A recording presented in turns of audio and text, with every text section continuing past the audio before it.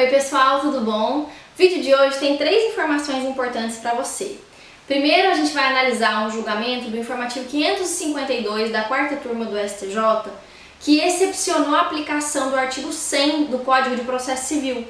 Depois a gente vai ver qual a nova redação desse artigo 100 no novo Código de Processo Civil.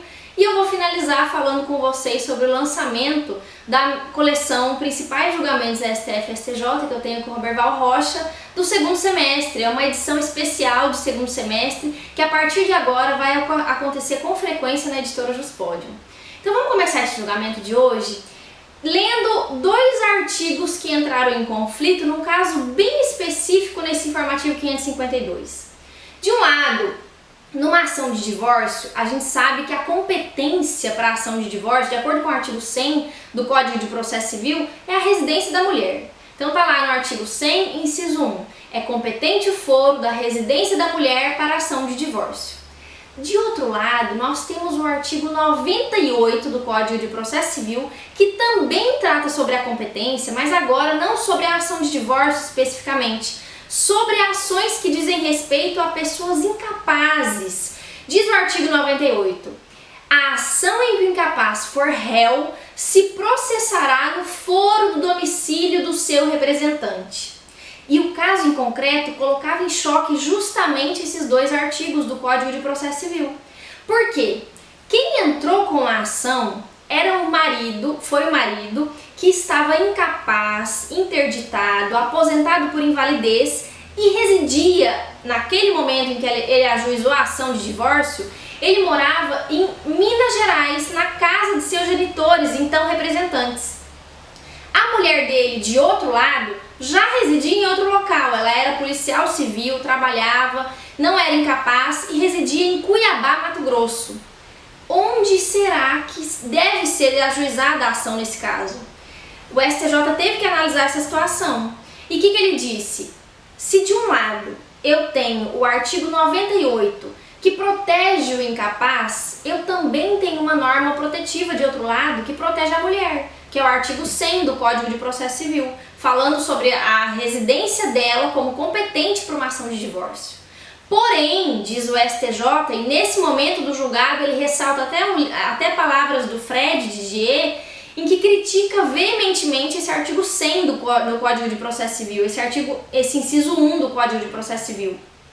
Fred diz que esse artigo, esse discrimen, ele utiliza essa palavra, é irrazoável e inconstitucional. A mulher, não mais desde a Constituição de 88, que equiparou homem e mulher, não existe mais a necessidade dessa proteção expressa no Código de Processo Civil para o foro dela, para que o foro dela seja competente, para que o foro de sua residência seja competente, numa ação de divórcio, de anulação, de casamento, por exemplo. Tanto é, e agora eu já passo para outra informação, antes de finalizar esse julgamento, que no artigo 53 do novo Código de Processo Civil, essa expressão residência da mulher foi retirada do artigo 100, que agora, então, com o número de 53. Então, o que o STJ falou? Colocando na balança as 2 regras protetivas, a do artigo 100, que protege a mulher da relação, e a do artigo 98, eu vou prevalecerá a regra que protege o incapaz. Ainda que esta regra proteja o incapaz apenas nas ações em que ele for réu. Naquele caso, o incapaz, nesse caso concreto, o incapaz ele era autor da ação de divórcio. O STJ disse, pela evidente maior fragilidade, deve preponderar a regra que protege o incapaz. Não há razão, além disso, para diferenciarmos a posição processual do incapaz, se ele está como réu, se ele está como autor. Então não deve existir a diferenciação dentro do artigo 98, nesse caso concreto, se ele era réu, se ele era autor, o que vale é entre privilegiar a mulher, a residência dela, e entre privilegiar a residência de um incapaz, deve prevalecer, no caso concreto, a regra que beneficia o incapaz, deve prevalecer o artigo 98 nesta ação de divórcio. E essa exceção de incompetência que tinha sido ajuizada pela mulher, pela esposa, pretendendo que a ação fosse na residência dela, que a ação de divórcio fosse realizada na sua residência lá em Cuiabá, não foi procedente. Então o STJ disse, deve continuar em Minas, que é a residência do representante do incapaz, e que para ele, claro, seria muito mais fácil o deslocamento em Minas do que em Cuiabá. Enquanto isso, a mulher ela é capaz, ela é uma policial civil, trabalha e tem condições sim de ter uma ação, de litigar numa ação que tramita em outra comarca, diferente do representante do incapaz, que teria muito mais dificuldades. Então, por isso, o STJ excepcionou a aplicação do artigo 100, inciso 1 do Código de Processo Civil, privilegiando o artigo 98, dizendo, e agora eu vou ler a ementa com vocês o que ficou definido. Compete ao foro do domicílio do representante do marido interditado por deficiência mental e não foro da residência de sua esposa, capaz e produtiva, processar e julgar uma ação de divórcio, independentemente da posição que o incapaz ocupe na relação processual, seja ele autor ou seja ele réu. O artigo 98 prevaleceu nesse caso concreto e a ação continuou a tramitar onde residia o representante do interditado. E agora eu finalizo o vídeo falando com vocês sobre a edição de meio de ano da coleção Principais Julgamentos STF STJ da editora Juspodium. Gente, essa coleção ela é composta de 3 livros. Esses livros que eu estou apresentando para vocês é a edição do início do ano, de 2015, mas eu só estou aqui para representar o que significa a nova. A nova coleção possui capas de cores diferentes, mas a ideia continua a mesma.